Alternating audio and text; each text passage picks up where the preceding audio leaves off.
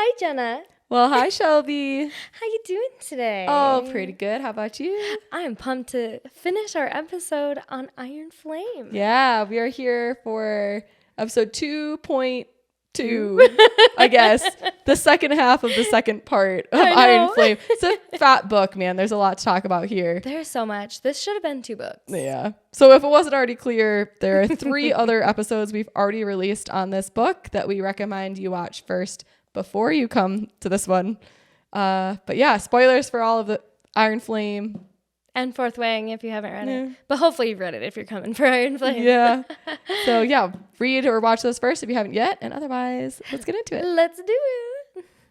One thing that we haven't talked about the venin is that we find out that they can turn within the wards. Yeah. So the wards don't actually completely block out magic, which I think it's maybe Jack that says like the dragons want you to believe. Yes. Specifically, which we talked about being a little sketched out by the Imperium in general because they have so many we know that the dragons have a lot of secrets. So that's interesting that the dragons know that the wards aren't actually keeping them completely out. Yeah.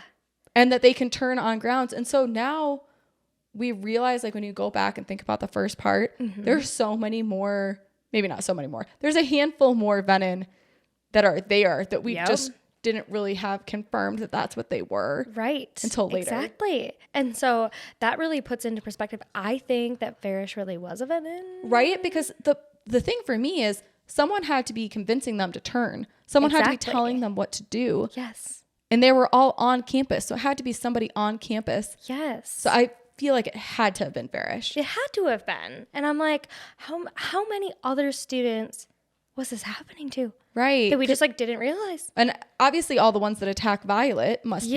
That's the only ones that I think we do know for sure. We know for sure the people the first year that attacked her. Right. She said he looked like he was high. Right. And then she notices about Jack Barlow again. Well, and the guys that when she's in that tower with the fire, when she's taking over duty and like the other guys come up, I think she says something about the red eyes there too. When Jack saves her. Yeah.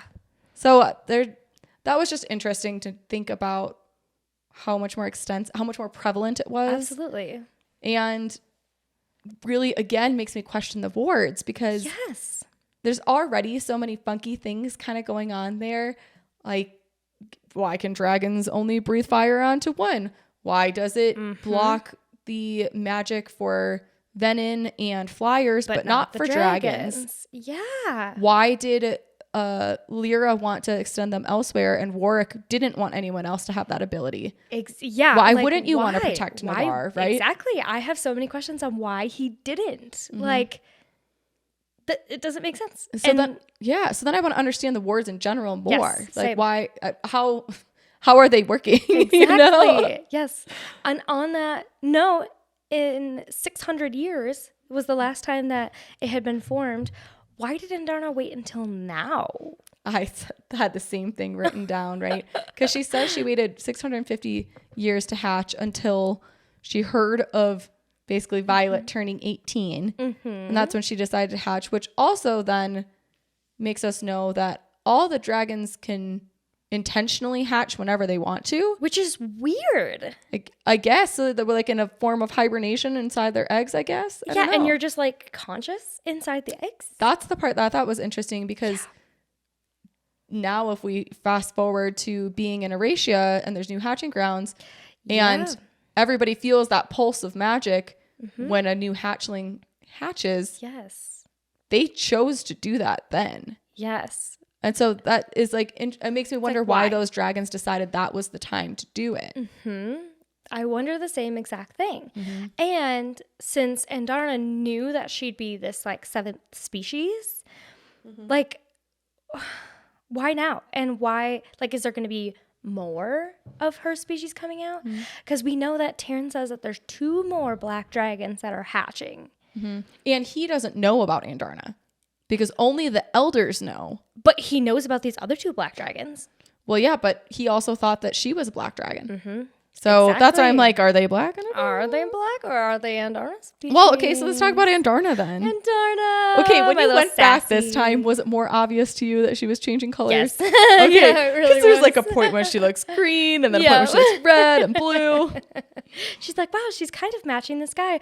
Or when she goes, I'm really good at hiding. I know, I wrote that down too. That was so cute. I thought that was just so precious. It was like, you're getting this like little sassy Andarna for like the very first half. And then the second half, she's like, guess what? I'm really good at this. Yeah. Yeah. So that's going to be cool to see if there really are any more or what. I don't know. Because they say, I think it was just, so it's towards 609 that Andarna makes it sound like she was specifically left behind for this, like to re-raise the wards or to raise the wards is like kind of what she hints at in the discussion that she has with Violet after Violet is like, will you do this for us here? And she's like, yeah, it's why I was left behind. Like, this was my job. This is what I was here for. So when reading that made me feel like she was still going to be the only one, but I don't know if that's true. I know, because you'll still need, and it can't be Andarna, you'll still need that seventh species if you want to raise the wards. In Navarre. Or in Erasha. Or in Erasha, that's what I meant. Yeah, my guess is that they're going to find out that the way that they've been raising the wards isn't the only way to do it or isn't like the right way to do it. Yeah. And I bet that there's going to be something different then about how they can do it there. And they're still going to be able to raise them in Erasha. I hope so. Yeah. Because Violet had to give Xaden like that choice. Yeah. That was a really kind of intense moment too. Oh, well, and then I thought that part was really interesting because like this was what they were trying to do all along, is raise these wards, right? And so I probably wouldn't have even thought twice. I'd just be like, let's do it. And she stopped and thought, and she was like, this is your home. Yeah. Yeah. Would you like to do it here? Would you like to do it in Erasha? And he's like, wherever you are is home. There are so many sweet lines from Xaden in this one. Oh my God. Oh, so sweet, which makes me think, oh no, is this going to change? I know, it's like kind of makes me nervous when Kira says, I love you. The world does not exist for me beyond you. That is so precious. Oh, actually, okay. Speaking of Xaden, one of the things that I didn't even really remember until I was going to take notes for this episode or didn't think about. So he mentions that the only reason he was allowed to bond with Sigel is because everybody thought that her previous rider was his great uncle, which I was just like, okay, yeah, whatever. It was his grandfather. Why does everybody think that his grandfather was his great uncle and not his grandfather? Who's lying about there's a family lineage then that is not actually what I did not like think about the impact of that until later, which then when you were talking about Bodhi. Yeah. And so as I was going to take notes, I was like, wait a second. Yeah. So I'm kind of with you now that maybe Xaden's, I guess, dad just wasn't really his dad. Maybe Bodhi's dad is Xaden's dad or something, so that they at least would share. Then like maybe it's Bodhi's grandfather or whatever. Yes. And they thought it was his great uncle. Yeah. I had not put that together. Mind blown. Yeah. That's a really good point. Yeah. I think I just blew past it the first time. I was like, oh yeah, grandfather, whatever. Yeah, that's why you got two signets. But then you're like, wait, hold on a second. Yeah. This does not make sense. Yeah. So I'm curious. I think in the next book we'll go more into Xaden's family's backstory. So. Do you think we're going to see Xaden's mom again? Yeah. I hope so too. I think so. I think I heard somewhere that in one of the Rebecca Yarros interviews, she says that her mom is going to come back. I hope so. Because it is so odd to me that she only had to stay for so long, and as soon as she could leave, she did. Yeah, we know almost nothing about Xaden's mom. Yeah. We know that she stuck around for 10 years because that's what the contract required, and that he hasn't seen her since then. Like, wild. Is there anything more we know? Not really. No. And I'm like, how could you just leave? I'm like, what made you leave? I feel like something happened and she was like, Or she never wanted to be with Xaden's dad at all. How which could would make you sense have a then kid though, and then just leave it and just? I don't know. Like, I feel like she was in danger or something. Yeah. Or maybe she like saw, I don't know, because they were on the side of the rebellion, right? They were on the side of trying to protect the people. Mm-hmm. Yeah, I'm wondering if something happened and she was forced to leave. Yeah. Because I couldn't see how she could just leave. Yeah. Because it didn't seem like, the ways they would talk about it, it didn't seem like they had like issues. Like, he never once was like, oh, our family dynamic was just awful. Like, he kind of talks highly of his childhood with like. It was just short. He just doesn't say much of all. Yeah. Yeah. So it's hard to say. It's not negative. I guess maybe it's not negative or positive. Right. Which means, makes me think it's not like negative. He's not like, oh, I had a shitty childhood. Right. I didn't read it as negative. I just read it as like, it was an obligation she had that she didn't necessarily want. And she fulfilled what she needed to do. And then she was like, all right, I did what I was supposed to. That's so messed up. I hope something else happened. Yeah. We'll see, I guess. But yeah, I think she'll come back. I bet, because I'm pretty sure that I heard somewhere that Rebecca Yarros had confirmed that she was coming back. I hope so. Yeah, I really hope so. Gosh. Yeah. We haven't really talked that much about how we find out about Xaden's new signet.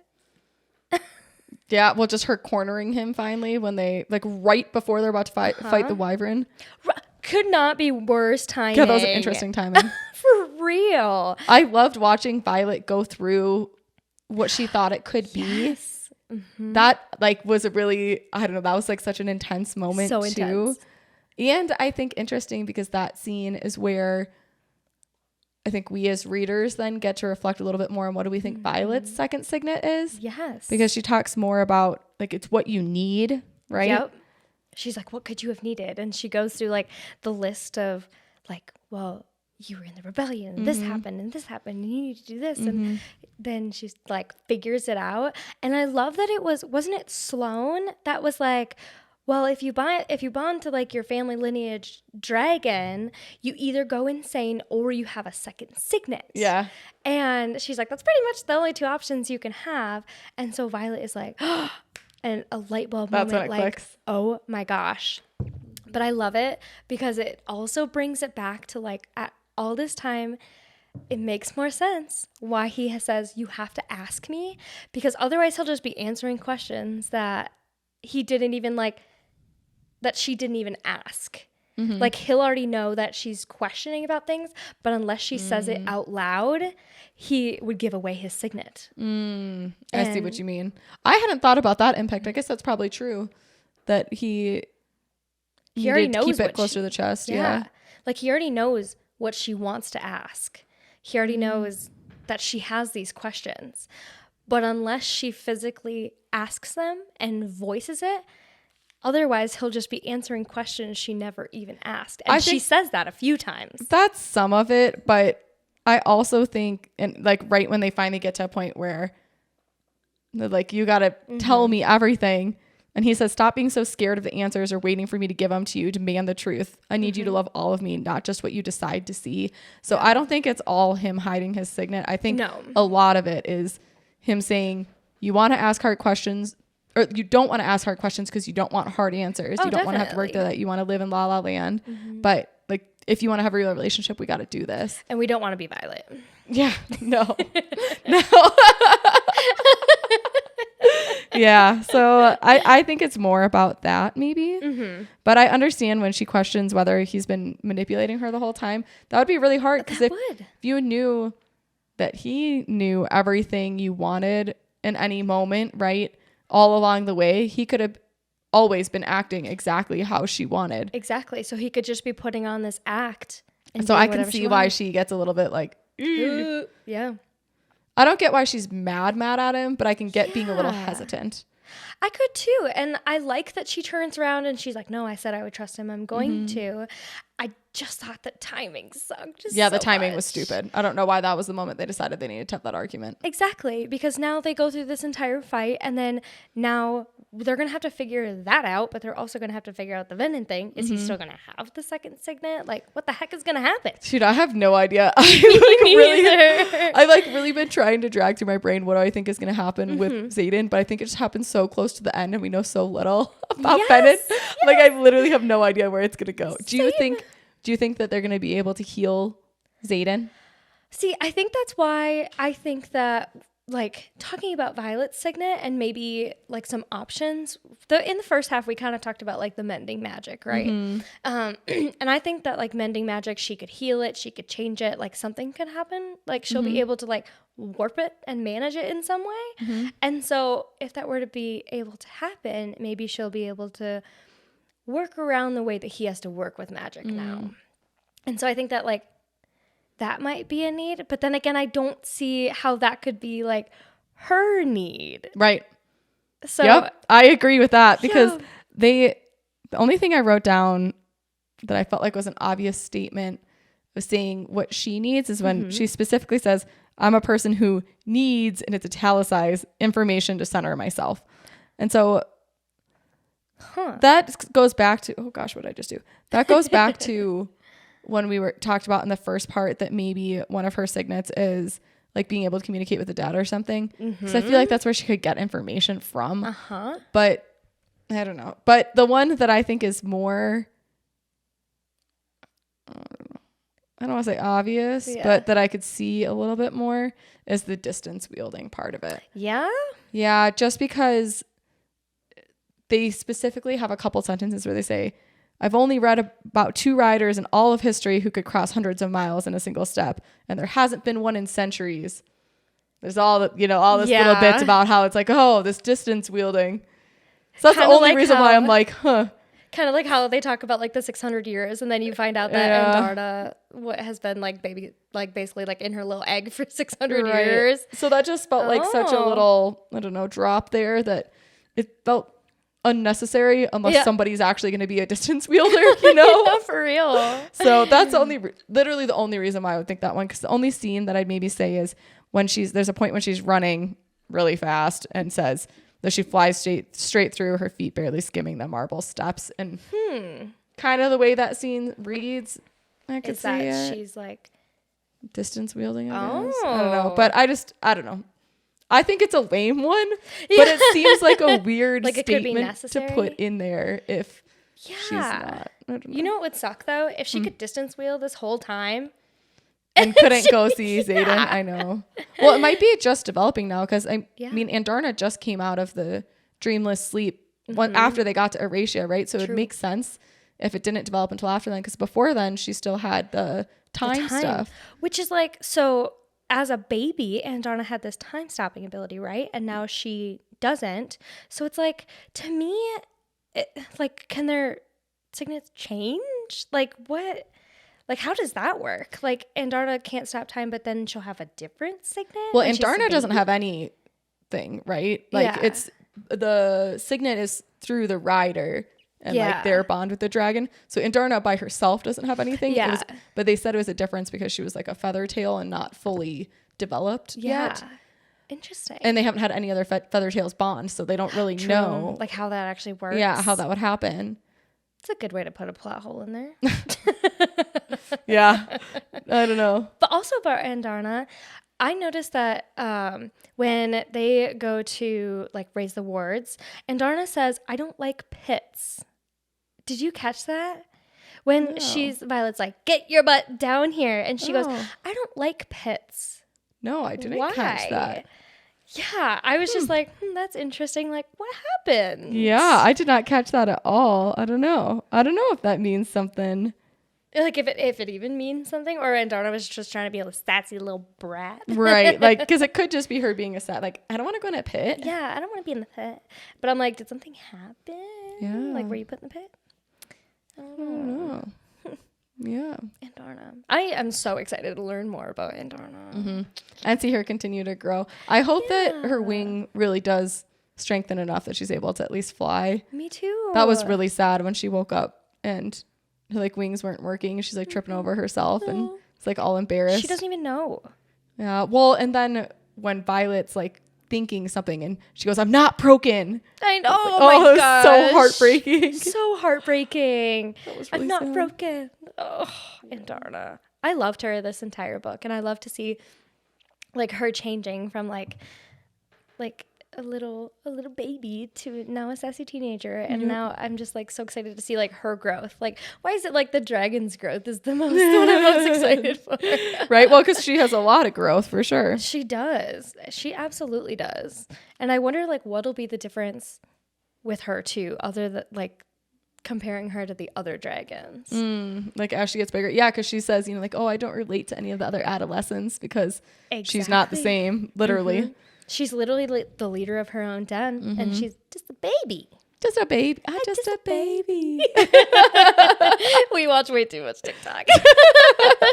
That's an old one. It's fine. Yeah, it is. What also happens down there, and stop me if you want. No. Is Sloane, we find out that she's come to know her own signet now. Yeah. And she didn't realize that she was using it before. And so the like absolutely heartbreaking scene where Mama Sorrengail basically gives up her life to save her kids. Yeah. I sobbed unconditionally. Like I was just literally bawling during that scene. I sent you tear trophies. Yeah. Well, it's funny because you said there was another scene that you were sadder about, and I said I cried so much during that one, and you're like, yeah, sure. I don't remember what it was because that was not the same this time around. Yeah. Well, the first time I don't think that hit you as hard. So I remember talking about it with you, and you were like, yeah, I mean, I guess. I was like, I was literally sobbing during that scene. That was so just wrecking. And she's like, all I want is for my kids to be alive and healthy, and I'll do anything for you. And but this time around, I literally had to get home like as fast as I could because when I was listening to it, I was like mascara running down my face, like all on my shirt. And I got home and I just had to like put my head on the steering wheel. Yeah. I was crying so hard. That scene really, really wrecks me. Yeah, for sure. That was scene so wrecked sad. me this time. I was sadder about that than Xaden turning Venom. Yeah, me too. Yeah, which is like sad because obviously I'm bummed about that, but I feel like there's either going to be a way around it or there's going to be a new love interest. So one of the two. I thought it was exciting. Okay. Yeah. I thought it was like exciting. It's like introducing like a new twist to it, and so I was like, oh, I wasn't like sad about it, but mom dying was really, really sad. Well, and the poor way that Sloane it happened, too. Yeah, poor Sloane being like forced into doing it while Violet's like trying to crawl over there, and and Dane has to like hold her back, and even Mira is like trying to hold her back, and then when Violet, because I forgot how intense the part was where Violet was burning herself out. Yes. And I was like, oh shit. Well, and because you realize too, she's, tries to look or reach for Xaden, and like Xaden's kind of dying at the same time. So that's probably exactly when he was like turning Venom. Yes. Because you realize that from his dream later that's when he was doing it, because he feels her draining himself. So they're both just over here like sacrificing themselves at the same time. Yes. Oh my God. I know. I was like, oh my God. And then the fact that Mama Sorrengail like kicks her in the chest and she's like, eyes on me. And she's like, remember when I killed your mom and made you watch? Yeah. I was like, oh shit. I was like, oh my God. She's like, you could do this. You could do this. God, that was so sad. Oh, that was so a mother's heartbreaking. Sacrifice. And then Brennan comes in after the fact. Yeah. So he never even got to like say goodbye or like see it happen or anything. Oh my gosh. Yeah. That was really sad. That was heartbreaking. I was not ready for that. Well, and especially because then they kind of needed the wards up, but it like felt like it was too late in a lot of ways too. Like so much had already happened. And so, I mean, I guess it kept like a second wave of Venom from coming in, but felt like it was already too late. It felt like they had already lost so much. Because they had. And because there were already so many Venom on there. And so then I didn't understand if like the Venom were already inside the wards. Like, I guess they must have left because they got what they wanted, which was turning Xaden. Like that was his checkbox clearly that Sage was trying to do. Yeah, clearly it doesn't kill him, which makes me think, because when they warded Horatio the first time and it ended up not working, and the wyvern flew over and died, but I guess it doesn't kill off the Venom? Because it was temporary though, right? Because then they kind of revived and whatever. Right. And I'm just like, I'm wondering, so like the venom can't get in the wards? Is it just because the wyvern can't? I don't know. Because Xaden's in the wards. So is Jack. Well, that's what I'm saying. So there are venom existing inside the wards. So I don't know if it's that they can't cross the boundary or that they can't pull power while the boards are up, but I don't think that's true either. I know. I have no idea. I'm like, well, and in general, circling back to what we were talking about our conspiracy before, that the wards aren't what we think they are. Yep. I'm like, clearly the wyvern cannot be in the wards though. So I don't. Yeah, that's what it seems like at least. That's what it seems like, but who knows? Yeah. So like kind of talking about the wards, what did you think of the whole of the 6 and the 1 combined? Do you assume that Andarna is the 1 combined? Mm-hmm. Okay, that's what I had thought too. When they first said that, that's what I had assumed.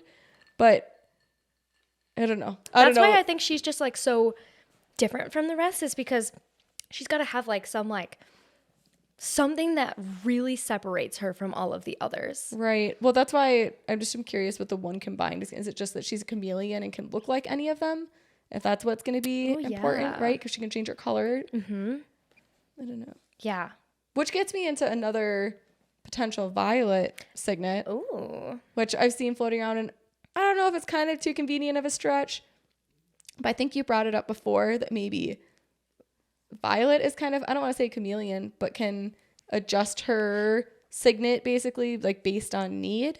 Yeah. That she can change in some way. I've seen that floating around on TikTok and stuff, that maybe she can change her signet. I don't know.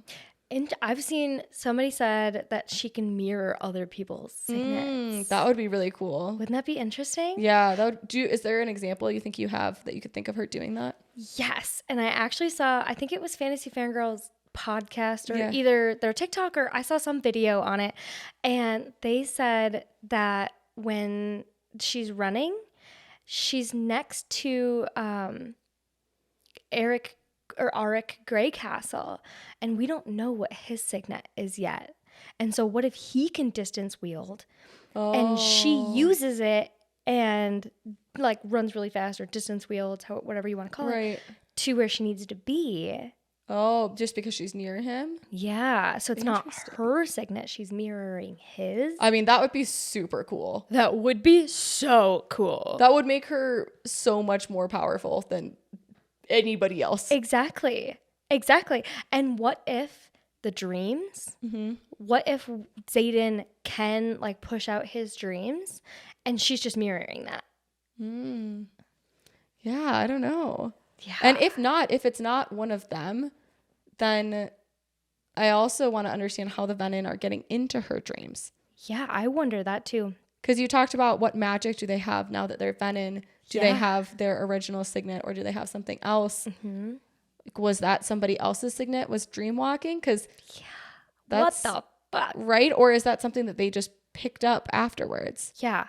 Because isn't it only the sage that is now the general?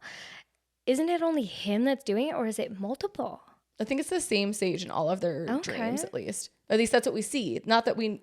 Yeah. Maybe it's not that any of the other ones can't, but that's the only one that we have experience with. Yeah. Oh my gosh. I want to see, like, I really want somebody to do art. I've seen the art of, like, the sage and the general, or the sage who is the general now. I've seen that art where they're, like, bald and they are, like, bluish, kind of. But I want to see, like, what the transition looks like. Like, I want to see a Jack. Yes. Me too. If you follow us on socials or something and you've seen a good fan art of Jack or one of the other venom that are not that far yet with just like a little bit of red or like a little bit of veins, really curious to see that. So please tag us in that. Yes, please. That would be so awesome. Yeah. That'd be so interesting. I really want to see that. Me too, for sure. Speaking of fan art, it is really funny to see the variation of dragon size across fan my gosh. Because I imagine the dragons so much bigger than they look in most of these fan arts. Like some of them, they look like the size of a large horse. And like there's no way. Like that's not real. It's so funny that you say that though, because that brings me back. So in Zodiac Academy, do you remember when we were talking about what I think the dragons look like?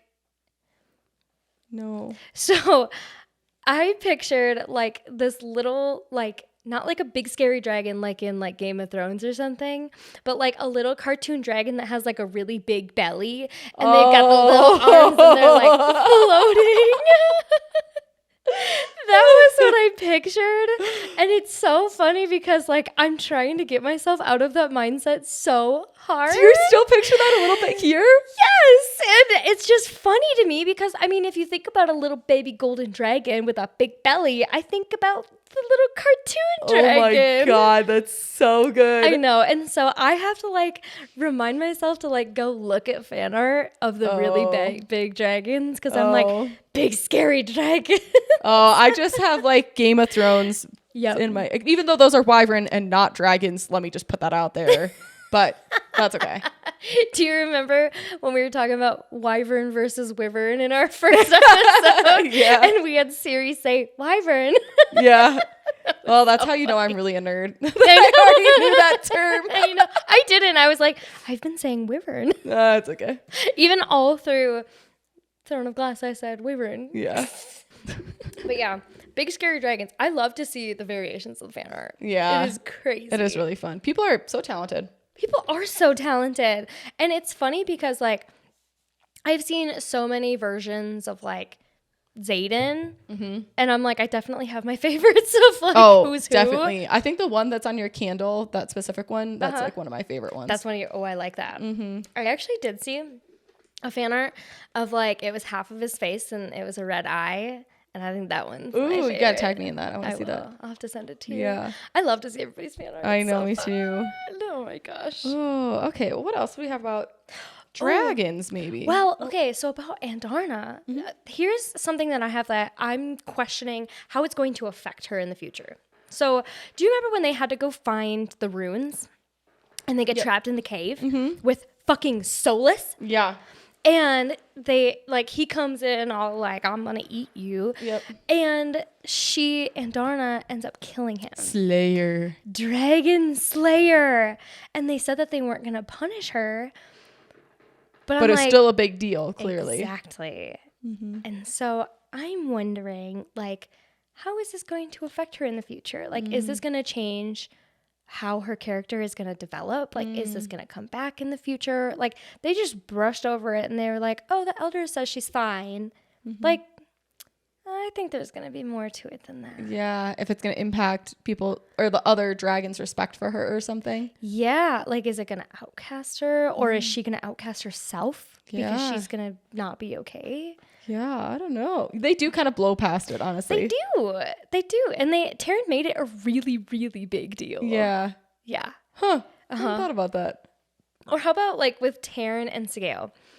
How upset that Taryn was, because Sigale clearly knows about Xaden. How upset that Taryn was that she hid it from him. I'm like, is that going to alter the cause issues? Yeah. Cause issues in Taryn and Sigale's relationship? Yes. I know. I kind of wonder that too, because he was really hurt.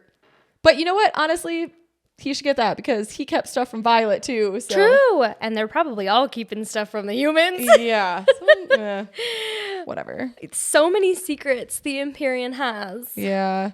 I did know just like a couple things about the dragons that I'm going to be curious to watch for now in the next book. Yeah. So they talked about the hatchlings being in that valley again, that it changes the magic by having them there, having it be a hatching ground again. So I'm kind of, again, we've talked about the wards and all these other things. I'm very curious to see what the impact of that is. What does that mean that the magic is changed by them being there? Yeah. Is it amplified? Yeah. I was going to say, is there more? Is there less? Is there a different type? Exactly. I know. I have no idea.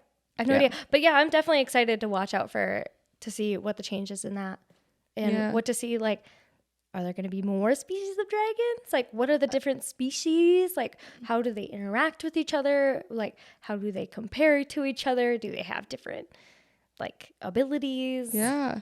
Well, and Taryn even says that the black dragons were, like, in every mountain in that range or whatever back in the day. That. Yeah. Or he says there was a time black dragons were in every mountain in the range. Huh.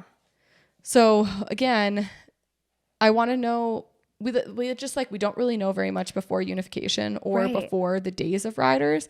Like, what drove dragons to bond to riders in the first place. Absolutely. Why? Because it was a mutually beneficial thing, clearly. Mm-hmm.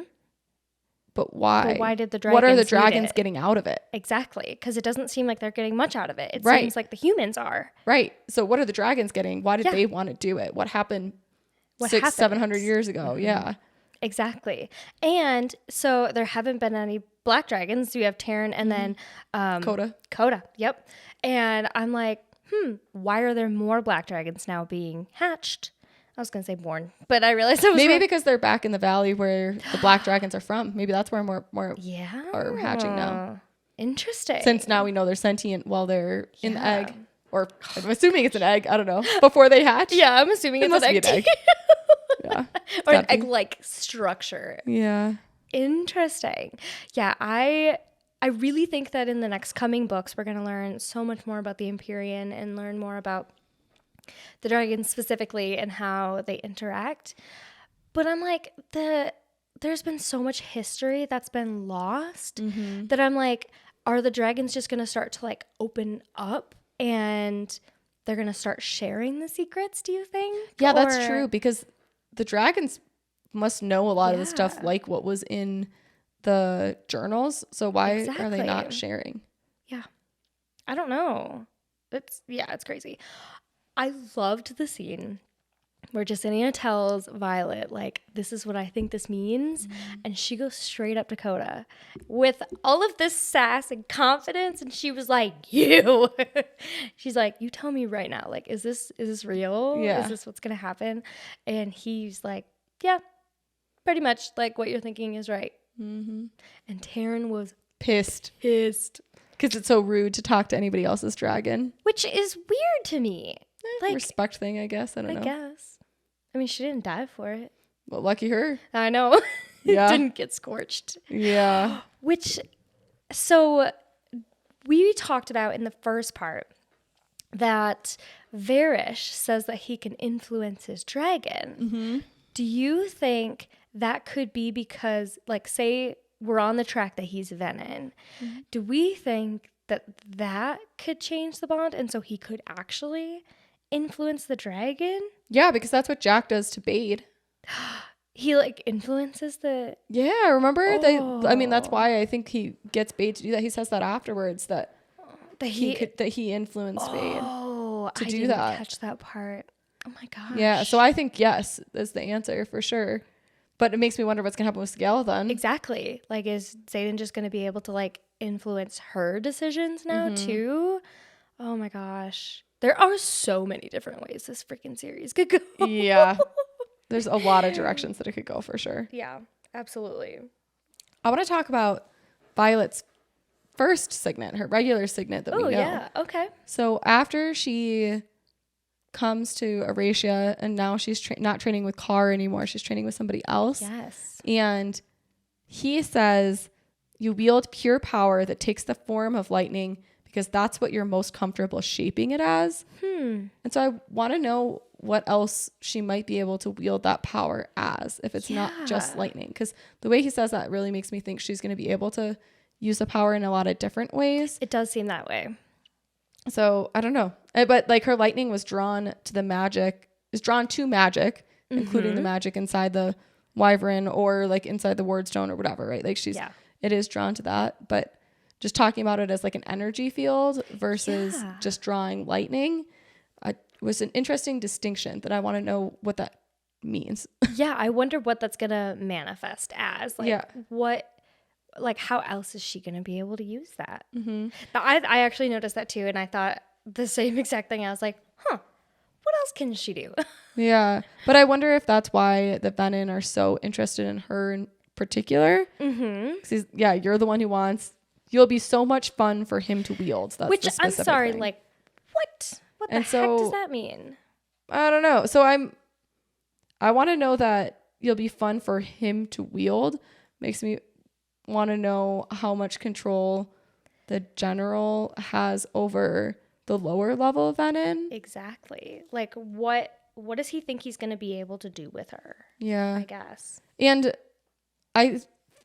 am guessing that in the beginning of the next book, we'll hear some more from Nolan now that everybody knows he was trying to heal Jack. I freaking hope so. And so maybe we'll get a better understanding of what was going on there, because maybe Jack really was, like, when he was more on the healed side, was fine and trying to be nice and really was trying to turn it around. But then the sage or the general or one of the upper level ones could control Jack, and that's what turned him around at the end. Yeah.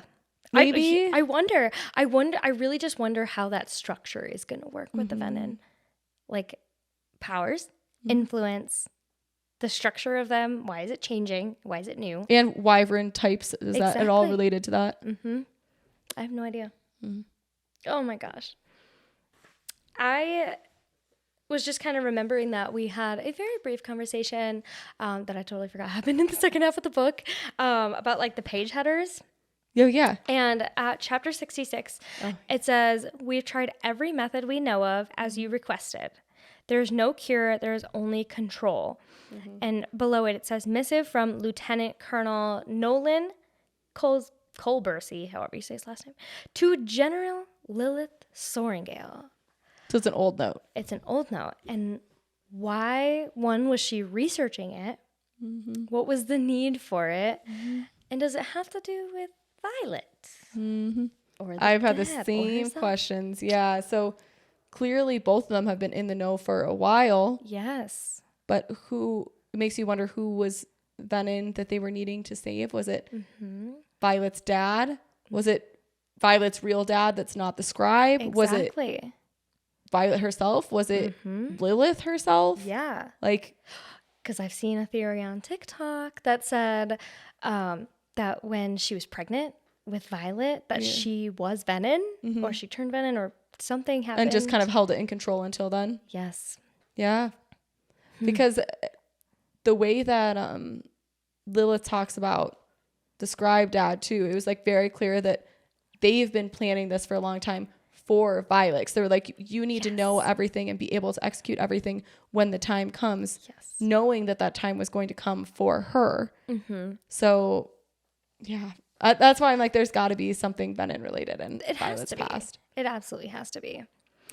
And I wonder, like, okay, so I loved when Lilith goes through and she's like explains the reason that she put her in the writer's quadrant. And she's like, I knew you'd do so well. And I was just like, oh my God, like, heartbreaking. But I'm like, there is so much going on behind the scenes in the government. And I'm like, I know in the next one, Art Greycastle's King Father is going to come in and something's going to happen. Because Lilith even goes, what? Like your dad know you're here? He's like, he can't do anything. I'm a writer now. I know, which is true. You can't. Once you're a writer, you're a writer. But, like, that whole part of the kingdom, I think, is going to come in on the next one for sure. For sure. Well, and then, like, there's so much we don't know about everything outside of Biscayeth and Erasia and Corden. Yeah, there's a whole world out there. Exactly. Like, what does everybody else know? And who else are we going to meet? And who else is going to become important? Oh, my gosh. Lots of crazy questions. I know. One other heading that made me cry was recovered correspondence, which let's talk about recovered correspondence again. Yeah. It says recovered correspondence of Cadet Liam Mary to Sloane Mary. And he says, "You're going to love Violet. She's smart and stubborn. Reminds me a lot of you, actually. You just have to remember when you meet her, she is not her mother." And the reason that, one, it made me cry was because it's you. But two, I thought it was important because it was recovered correspondence. And we see that all throughout the book. For Xaden. So you think that means that he's dead? I think so. Or that he dies at some point? Or maybe, like, they just consider him dead because he's Venin and he's so far gone that... Yeah, I just don't know. I don't either. I don't know, because I want to know if the whole, like, Justinia transcribed it thing is just supposed to be, like, a sweet... Like, I don't want to say goofy thing, but a thing to, you know, get you in the world. Like, oh, you know, just Justinia translated it from Navarian to English, you know, or whatever. Or if it actually means something and like why she's transcribing it in the first place. Like something happens and so she needs to. I don't know. Yeah. Yeah. So I kind of on the same page. I think that's where the recovered correspondence falls in for me, where I'm like, is it just like, oh, they find some letters after the war, you know, or is it actually that they die and then find them? I don't know. I have no idea either. It would be pretty wild though to have a plot line where Xaden dies and Dane comes back in. Yeah, it would. I mean, I could see it. Like, say Xaden dies and Dane is trying to comfort her, and hey, we have so much more in common than I remembered. I hope not. I love Xaden too much. Me too.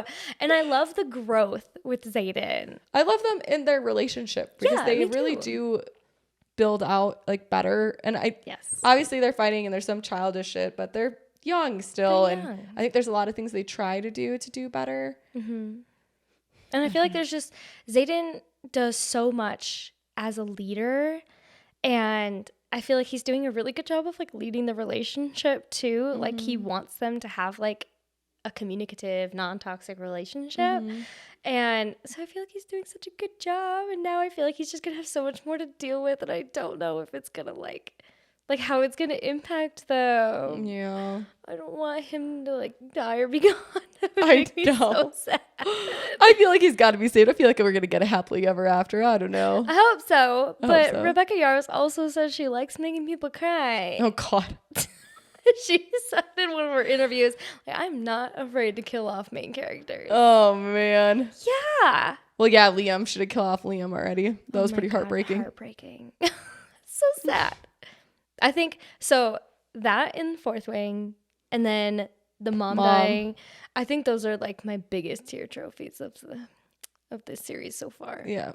It's like one in each. Yep. What can happen next? Hopefully we'll find out soon. I hope so. I hope it's at least early 2025 that she releases the next one. You don't think it'll be 2024? It was in for December was what they had on Goodreads, and then when they pulled it, I'm assuming that means it's going to be later. Bummer. I'm really excited for the next one already. Yeah. I feel like so many people were so disappointed by this book, and especially after the second read, I'm not seeing it. The second half, especially for me, was so good.